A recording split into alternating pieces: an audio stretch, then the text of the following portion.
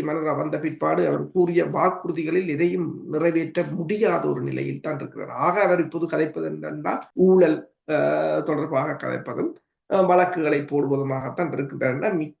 மிக நகர முடியாத ஒரு நிலை, அரிசியையே இறக்குமதி செய்ய வேண்டிய ஒரு நிலையாகத்தான் இருக்கிறது. அப்ப அடுத்தது இன்னும் கொஞ்ச நாள் செல்ல மக்கள் திருப்ப கேள்வி கேட்பார்கள் என்ற ஒரு பிரச்சனை இருக்கு. அப்ப அனுராவுக்கும் இந்தியா தேவை. இந்தியாவுக்கு அடுத்த பிரச்சனை, இந்தியாவை பொறுத்தவரை இப்ப பாத்தீங்கன்னு சொன்னா நேபாளத்துக்கு சீனா நேபாளத்தின் பிரதமர் சர்மா ஒலி இந்த மாதம் ஆரம்பத்துல பெய்ஜிங்குக்கு போயிருப்பது மட்டுமல்லாது, அதாவது பெல்ட் ரோட் இனிஷியேட்டிவ் என்ற BRI என்ற அந்த ப்ராஜெக்ட் 2017ஆம் ஆண்டு சீனா அதை ஒப்படைத்திருந்தது.